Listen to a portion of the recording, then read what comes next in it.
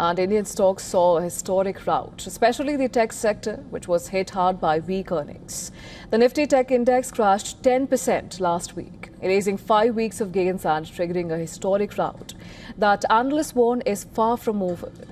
Now, earnings from major companies further shaped the market trajectory, particularly within the tech sector. Disappointing results and muted outlooks from key technology firms triggered a broad-based sell-off in tech stocks.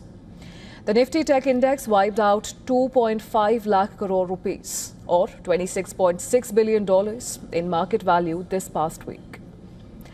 Now, that was the steepest weekly decline since March 2020, when the COVID-19 pandemic sent the index tumbling 13.6%. Some major firms in the tech sector now trade close to their 5-year lows.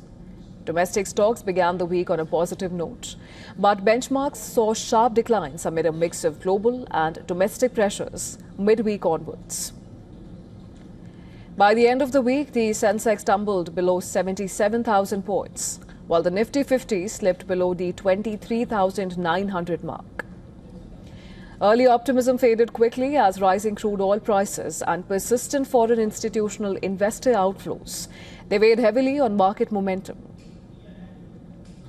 Beyond earnings, the broader tone of the market pointed to relative weakness in Indian equities as compared to its global peers. Elevated valuations coupled with macro headwinds, such as rising oil prices and tightening liquidity conditions, they have made investors increasingly cautious. The sustained selling by foreign investors has added to the pressure, signaling a shift in risk appetite. JP Morgan downgraded Indian stocks and sharply cut its targets for the Nifty. The brokerage reduced its base case year-end target to 27,000, marking a 10% downgrade from its earlier projection of 30,000 points. This recalibration reflects concerns over stretched valuations and a less favorable risk-reward balance in the near term.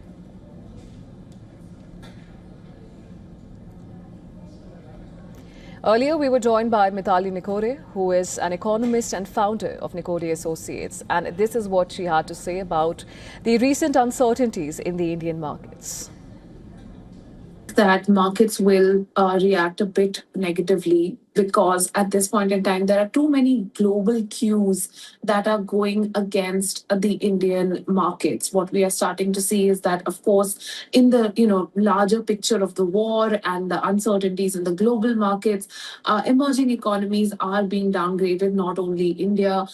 Indian rupee has, of course, been one of the worst performing currencies, and that's again not because of any fundamental structural issues with the Indian economy, but rather because of the fact that there is a heavy dependency on oil imports from the Middle East that India has, and that's more of a risk exposure that the markets are reacting to.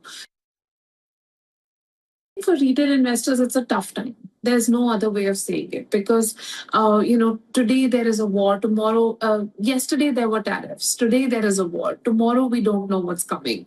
And, the president of the United States has just survived another assassination attempt.